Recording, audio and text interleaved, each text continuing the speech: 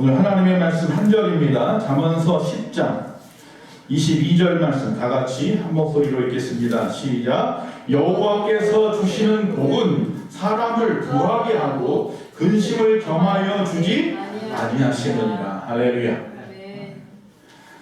오늘 이 말씀의 그 의미가 좀 우리에게 잘 전달되기를 간절한 마음으로 소원합니다. 여호와께서 주시는 복이 있는데 이 복은요 사람을 부요하게 합니다. 그리고 또 하나 근심을 겸하여 주지는 않습니다. 하나님께서 여러분에게 응답하시는 모든 응답은 우리를 부요하게 만드는 것이고 우리 안에 근심이 없게 하는 것입니다. 오늘 말씀의 제목이 뭡니까? 할렐루야. 근심 없는 부요함. 여러분 근심 없는 부요함. 부요한 거 원하지 않는 사람 없어요. 다 부자 되고 싶어 합니다. 그런데 그 부자 되는 건 중요한데 뭐가 따라야 돼요? 근심이 없어야 돼요. 근심이. 부자가 되어도 매일 밤마다 근심 가운데 쌓여있으면 그게 무슨 부요함이 그게 무슨 복이에요. 저주죠 오히려. 성경은 우리 그렇게 가르칩니다. 성경에 보면 많은 율법이 나오죠. 특별히 그 구약에 보면 모세오경에 보면 많은 율법이 나옵니다. 여러분이 아는 율법이 뭐가 있어요? 가장 큰 거 10계명이죠. 10계명 10개의 계명이 나와요. 근데 그 10개의 계명으로 끝나지 않아요. 성경은 그 10가지 계명에 맞도록 또 많은 규례들을 갖다가 세워놓고 있어요. 하나님께서 직접 모세에게 말씀을 주시는데 우리가 알다시피 돌판에다가 10개의 계명이 10계명만 써주시고 끝난 게 아니라요. 그 이후에 말씀으로 전하신 규례가 또 굉장히 많아요. 율법이. 그래서 우리가 보통 성경의 모세오경이라고 하는 창세기부터 시작해서 신명기까지 5권의 책이 이스라엘 유대인들, 유대교회에 있어서 경전이에요. 거기다가 이제 플러스한 것이 시가서라든지 뒤에 부분에 역사서라든지 하는 부분을 더 붙였죠. 잠언과 같은 부분들을. 그래서 이제 구약 성경이라고 하는 책이 만들어졌어요.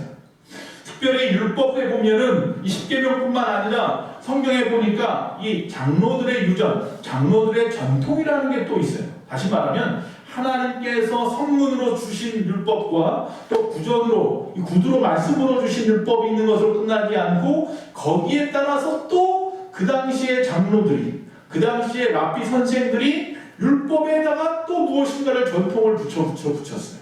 예를 들어서 우리가 안식일을 거룩하게 지키자고 이야기를 해요. 자, 안식일을 거룩하게 지키는 의미는 저번에 5주에 걸쳐서 장장 5주에 걸쳐서 그치는 거, 쉬는 거 뭐 여러 가지 말씀을 전했어요. 자, 그런 의미뿐만 아니라 의미적인 것이고요. 그들이 행동하는 것, 행동거지 하나하나까지도 다 맞추어서 그들이 정한 전통이 있어요. 이것은 하나님이 그렇게 하라고 한 게 아니라 그들이 스스로 안식일을 잘 지키기 위해서 만들어 놓은 전통들이에요. 그러다 보니까 많은 사람들이 율법에 뭐가 돼요? 얽매여 버렸어요. 힘들어요. 안식일을 지키는 방법이 너무 힘들어요. 걷는 것조차, 말하는 것조차, 일하는 것조차, 뭐 먹는 것조차 너무나 많은 분류 전통이 다 있단 말이에요. 너무 힘들죠. 그거 하나 잘못하면 이 사람은 정통 유대인이 아니라고 하거나 아니면 그 사람들은 그 유대 교회에서 떠나야 하는, 떨어져 나가야 하는 그런 경우도 있었어요. 자, 중요한 것은 우리가 하나님이 우리에게 주신 말씀은 분명히 우리가 따라야 합니다. 안식일을 거룩히 지켜야 합니다. 이것은 하나님 주신 말씀이니까 우리가 10계명이니까 이건 꼭 지켜야 하는 거예요. 그런데 그 뒤에 장로들이 랍비 선생들이 만들어 놓은 전통 관습까지도 꼭 다 지켜야 되겠느냐라고 한다면 그것은 또 한번 생각해 보아야 한다는 거예요. 즉 제가 말씀드리고 싶은 것은 잘못된 전통이 있다. 그 중에 하나가 우리가 잘못 생각하고 있는 것들이 많이 있는데 그 중에 하나가 이 부요함에 대한 거예요. 이 부요함에 대해서 많은 사람들이 잘못 생각하고 있다. 오늘은 그 부분을 좀 보려고 합니다.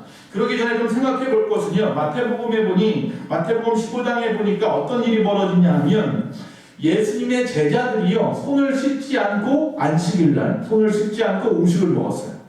근데 그 이야기가 장로들에게 들어갔어요. 그리고 제사장에게 들어갔어요. 그래서 그 사람들이 조사관을 파견을 했어요. 조사관들이 와서 예수님 옆에서 가만히 보니까 정말로 그들이 손을 안 씻고 먹기도 하더라는 거죠. 그래서 예수님에게 닥다같이 가가지고 왜 당신의 제자들은 전통을 안 지킵니까? 율법을 안 지킵니까? 라고 따지는 거예요. 예수님께서 아유 죄송합니다, 아니면 내가 잘못 가르쳤습니다, 아니면 제자들 혼을 내거나 이럴 줄 알았는데 그러지 않아요. 오히려 예수님께서 그 사람들을 향하여 반격을 합니다. 뭐라고 말씀하시냐면 하나님이 만드신 율법을 지킨다면서 너희가 명목으로 다른 너희들이 만들어 놓은 유전들을 갖다가 통해서 하나님의 법을 범하고 있다, 이렇게 말하고 있어요. 이게 무슨 말이냐면 즉 너희들이 만들어 놓은 안식일을 지키는 여러 가지 법들을 가만히 보면 외식하는 거야. 마음도 없어. 마음이 중요하잖아요. 하나님의 중심을 보는 거예요. 우리가 주일날 안식일을 지키는 이 사건들이 결국 하나님 앞에 대한 간절한 마음을 가지고 행하는 거잖아요. 그러나 어쩔 수 없는 상황에서 못 나올 수도 있고 상황이 좋지 않은 경우도 있어요. 그것은 누가 알아요? 내가 알고 하나님이 알아요. 하나님이 보실 때 이것을 인정할 것인가, 아니면 내가 볼 때 하나님께서 인정하실까, 그건 스스로 판단하고 행동하면 되는 거예요.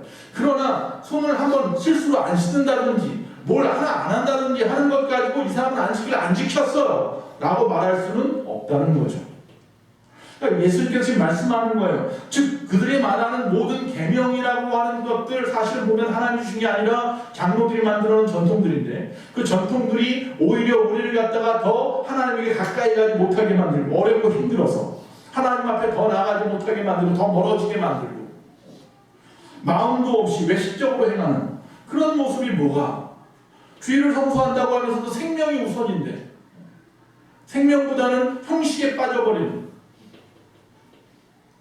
코로나 때 교회에서 예배 드리는 것 가지고 의견이 분분하고 나누어지고 말이에요. 사분 오열되어지고. 정말 중요한 것이 무엇이냐? 생명 아니겠습니까? 라고 말할게.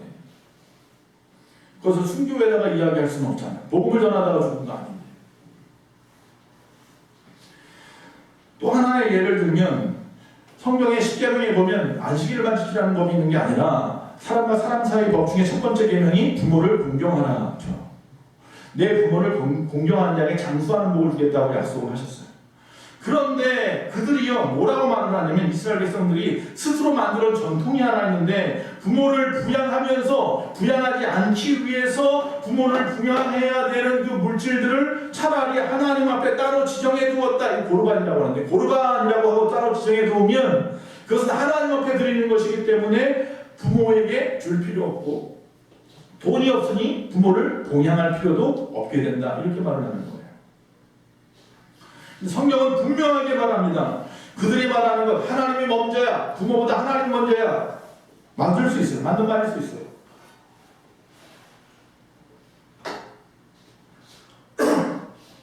그러나 중요한 것은 그들이 정말로 하나님이 먼저라고 생각하고 그 물질을 하나님께 드린 게 아니잖아요.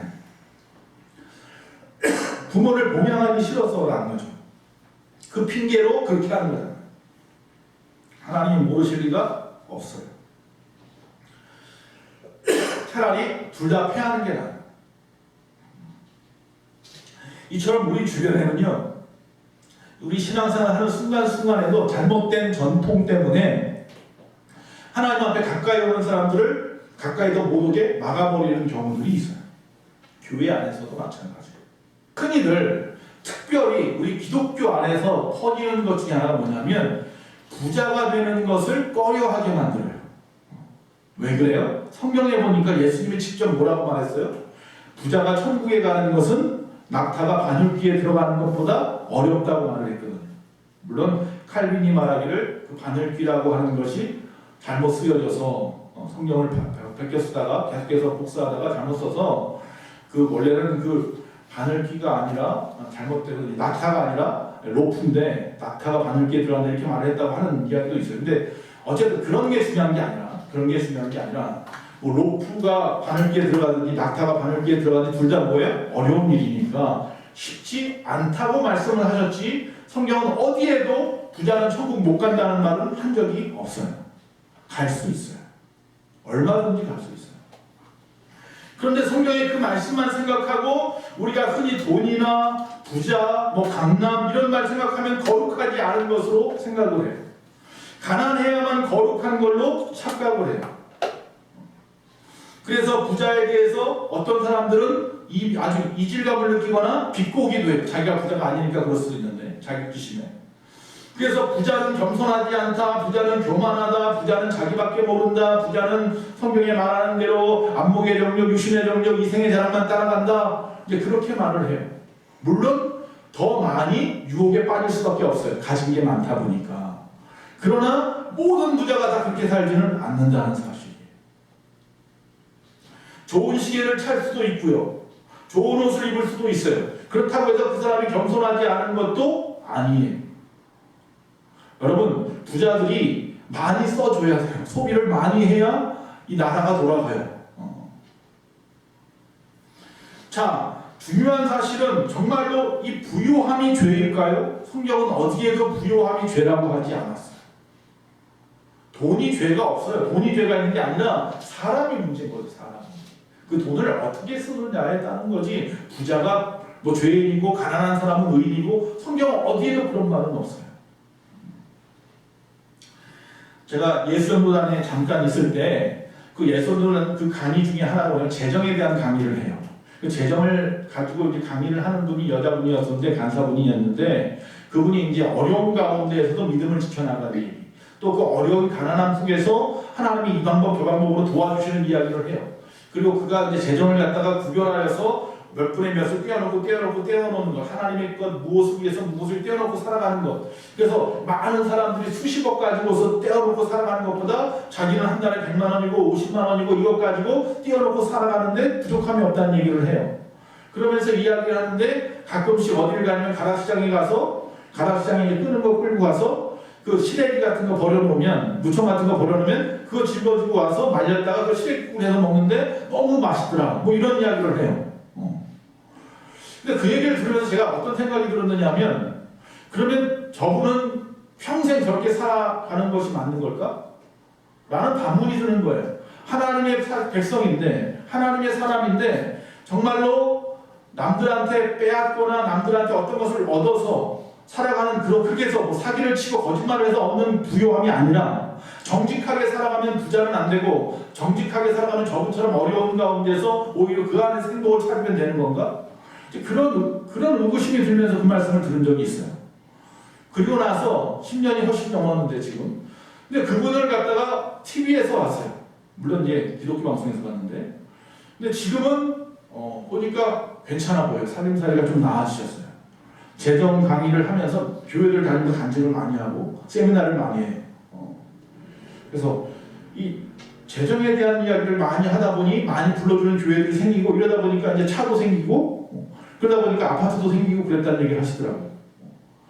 그러면 그 사람은 그럼 예전에는 그렇게 살았는데 차도 생기고 아파트도 생겼으니까 이 사람은 타락한 사람인가? 그렇지 않거든요. 그 안에서 하나님 주신 것 안에서 그걸 어떻게 나누어서 어떻게 살아가느냐가 중요한 거잖아요. 부자가 되면 하나님이 주신 은혜일 수 있어요. 복이적은 오히려. 오늘 말씀에 나와 있는 그 말씀 그대로 하나님께서 주시는 복이에요. 이것은 사람을 부하게도 하고 이것은 근심이 없게 하는 것이거든요. 제가 지금 무슨 말씀을 하려고 하냐면, 가난하게 살아가는 것 안에서도 행복을 찾을 수 있고요, 부유함을 살아가는 속에서도 얼마든지 주님이 주시는 행복을 찾으면서 살아갈 수 있다는 얘기를 하는 거예요. 그건 어떤 것도 죄가 되거나 어떤 것은 의가 되는 것이 절대로 아니라는 거예요. 그러니까 우리가 착각하고 있는 게 뭐냐면, 왜 우리는 하나님 앞에 부자 되게 해달라고 기도하는 죄짓는 기분이냐는 거죠. 그러지 마시기 바랍니다. 하나님 앞에 기도하십시오. 하나님, 나 부자 되고 싶어요.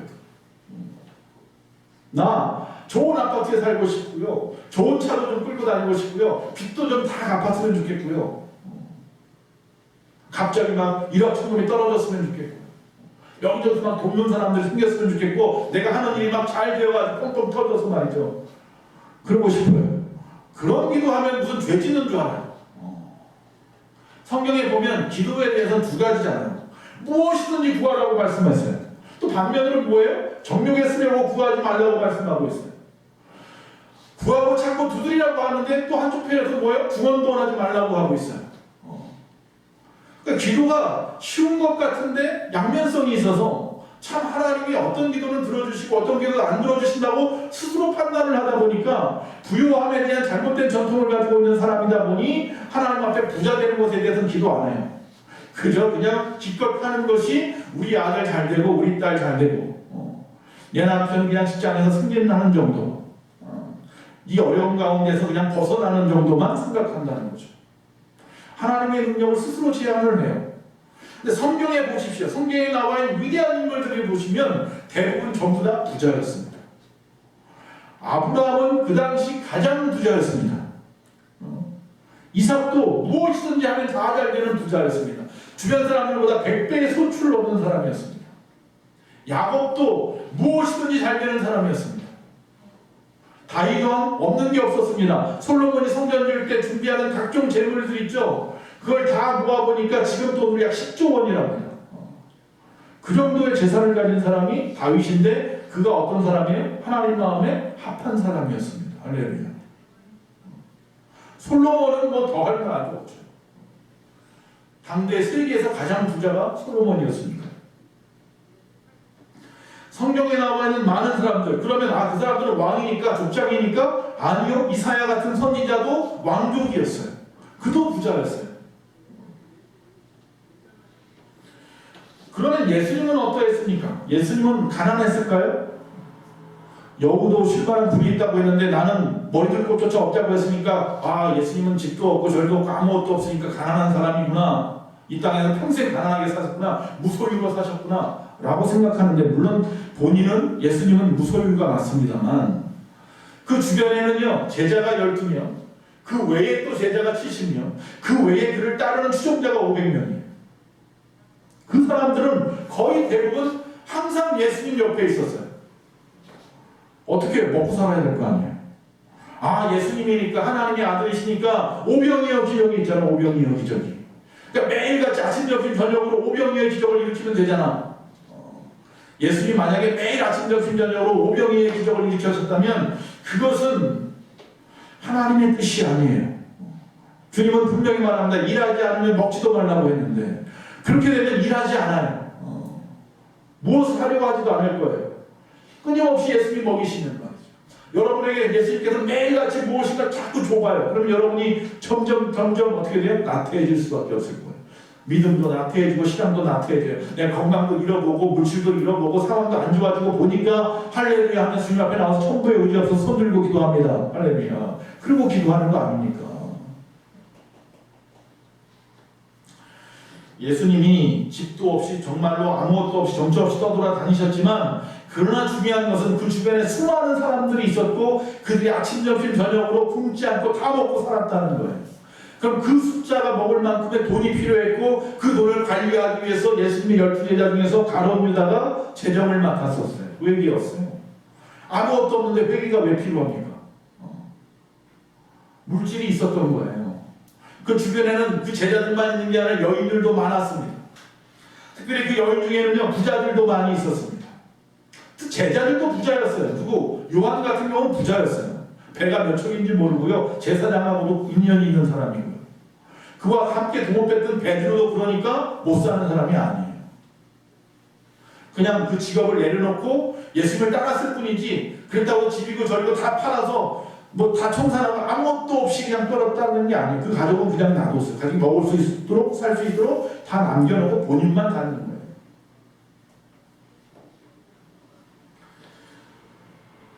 누가복음 8장에 보면은 이 병 고침 받은 자 중에 몇 명들이요 예수님을 따라다녀요. 그 사람들이 그 병 고침에 대한 은혜, 감사함으로 따라다니는 거예요. 또 헤롯 왕의 총리였던 구사야의 요한나가 그를 갖다 섬겼다 이렇게 되어 있어요. 지금으로 말하면 홍남기 부총리 부인쯤 되는 거예요. 경제부총리. 그러니까 그 나라의 경제를 책임지는 사람의 아내가 예수님을 따랐어요. 물질이 부족하진 않았어요. 예수님.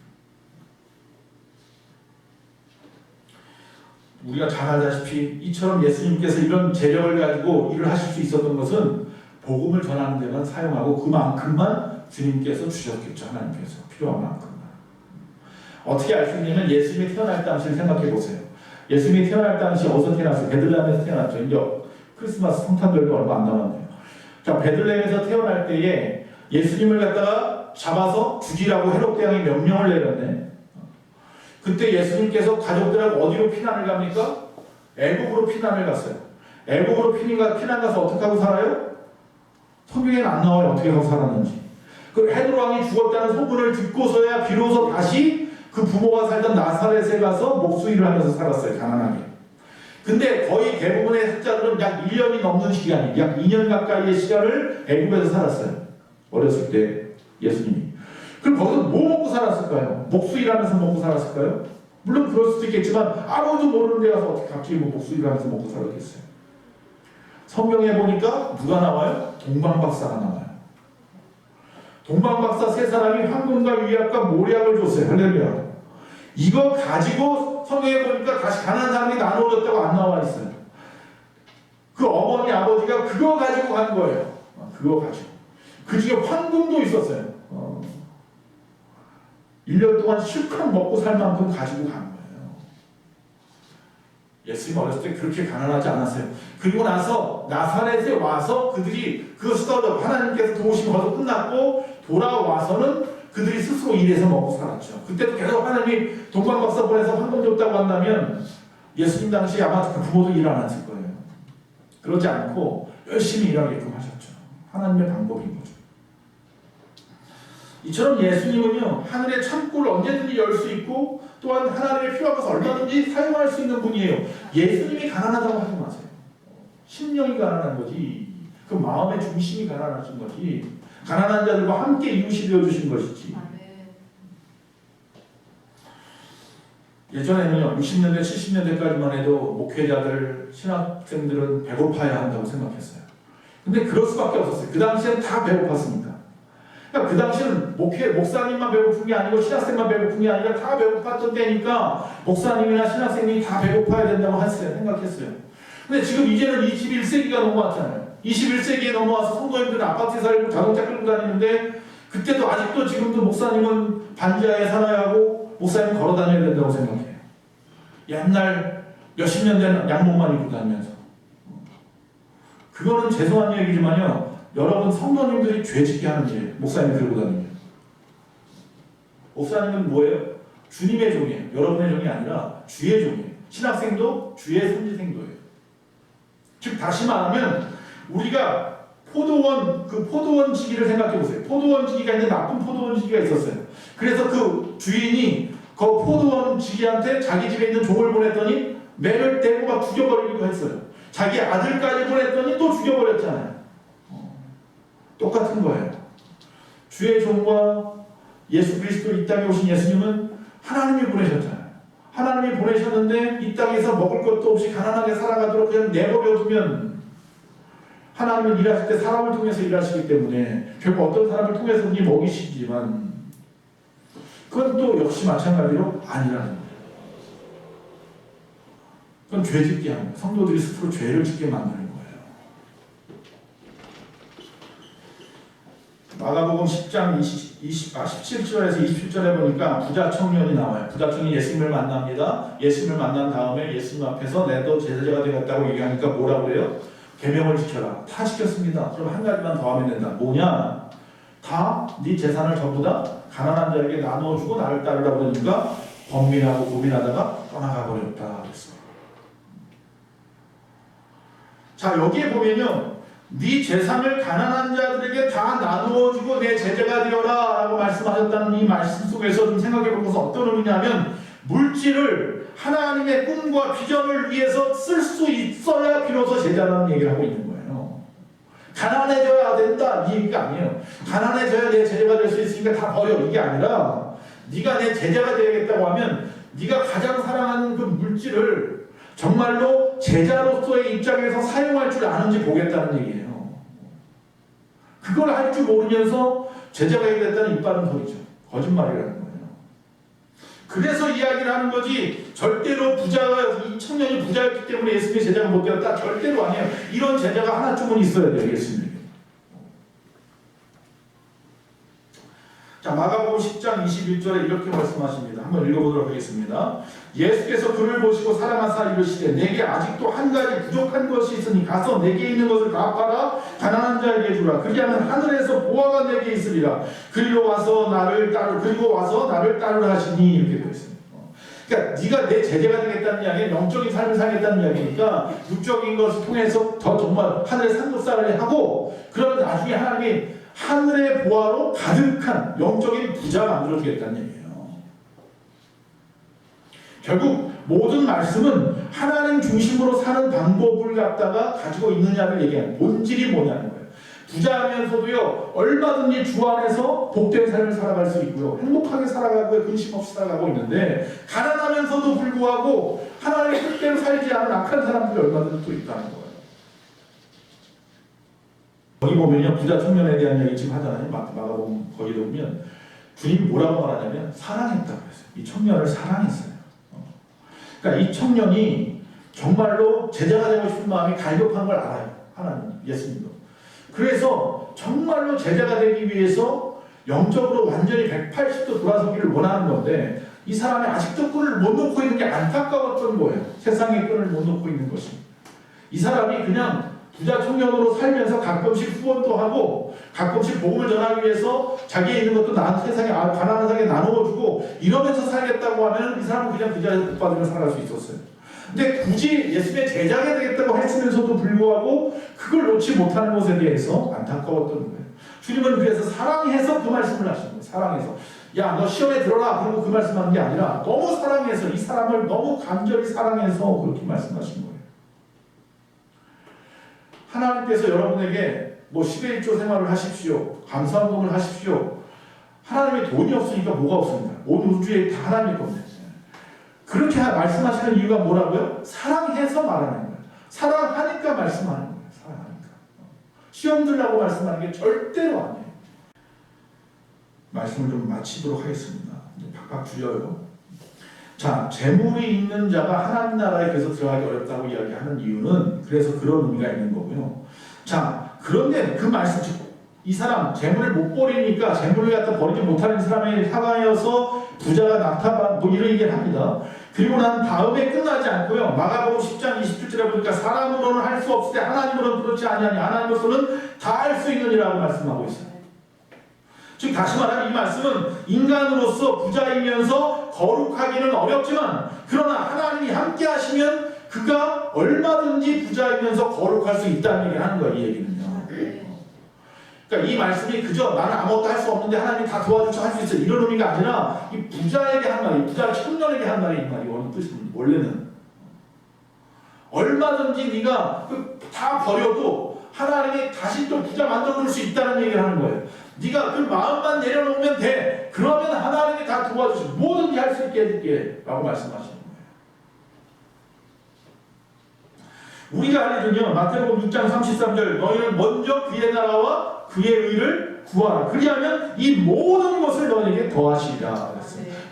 이 말씀 앞에 뭐가 있어요? 무엇을 먹을까, 무엇을 마실까, 무엇을 입을까 염려하지 말라 그랬어요. 그거 염려하는 자들을 향하여서 말씀하시는 거예요. 그거 염려하지 말고 내가 너희로서는 할 수 없지만 하나님으로서는 다 할 수 있으니까 그런 거 염려하지 말고 뭐 염려하라? 내가 과연 하나님의 나라, 하나님의 의로운 일을 위해서 무엇을 할 수 있을까? 이것만 기도하라는 거예요. 하나님이 나에게 주신 이 상황, 건강, 재능, 물질 이거 가지고 내가 과연 하나님의 나라를 위해서 그의 의로운 일들을 위해서 무엇을 할 수 있을까? 이것만 생각하면 하나님께서 나 이거 없어도 하나님이 무엇인지보다 더한 것도 부어주셔서 할렐루야 할 수 있게 해주겠다. 일을 하는 우리는 뭐라고요? 도구예요. 도구. 하나님이 하시는 거예요. 제가 말씀드리잖아요. 하나님은 삽을 갖다 들어서 일을 하시는데 우리는 삽자루예요. 삽자루. 하나님의 손에 들리면 하나님이 알아서 쓰시는 거예요. 만약에 삽자루가 어디가 부족하면 이 삽질하는 사람이 그 부족한 부분을 고쳐서 쓰면 되는 거예요. 그러니까 내가 스스로 걱정할 필요 없어. 나 삽자루가 내가 여기가 좀 잘못됐는데 이걸 가지고 어떻게 일을 하지? 걱정하지 마세요. 하나님이 일하시는 거예요. 나는 그냥 삽자루예요. 하나님이 부족한 부분 채워서 쓰시는 거예요. 할렐루야. 그러니까 내가 채울 수 없는 것도 하나님이 채워주실 수 있는 거예요. 자동차가 스스로 걱정할 필요 없고 기름이 다 떨어졌는데 어떡하지? 걱정하지 마세요. 그 주인이 알아서 기름 채워주는 거예요. 어쩔 때 만땅으로도 채워주고.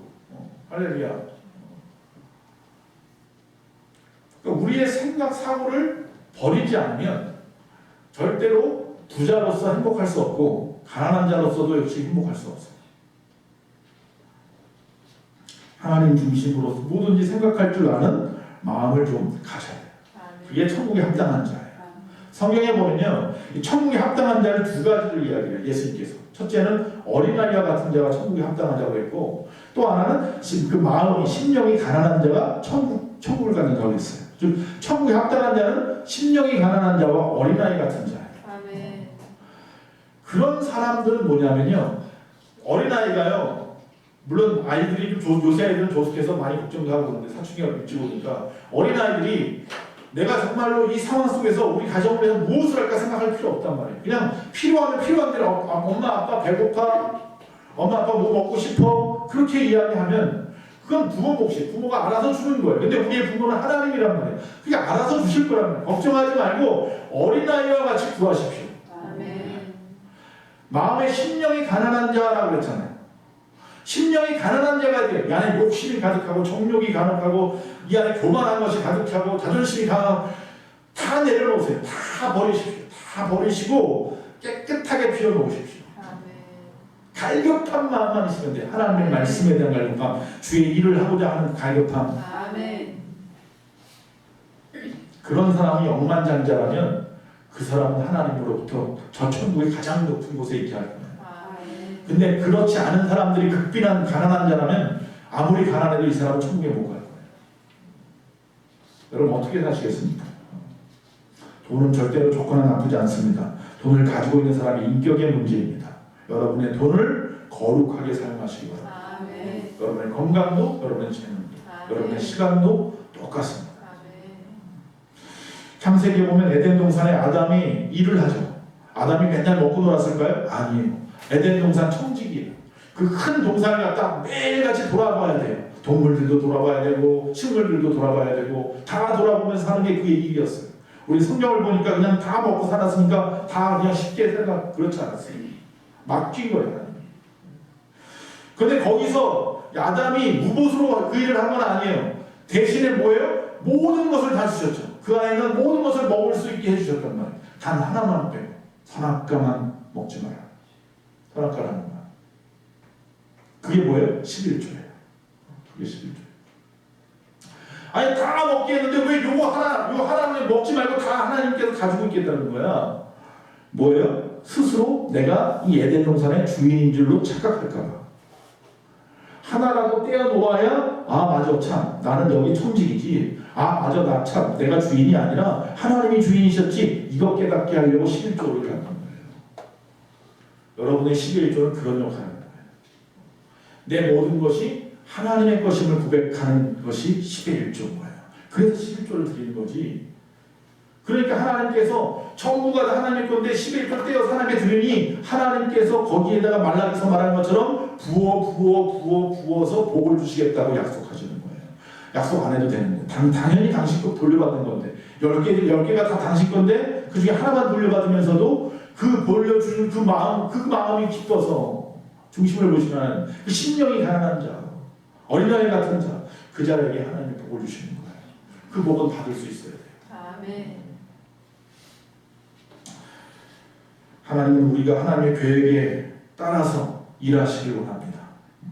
아브라함, 이삭, 야곱, 요셉, 다윗, 솔로몬 다 부유해진 이유가 하나님의 뜻대로 살아가요. 하나님의 뜻대로 필요하기 때문에 부유하게 해주셨던 거예요.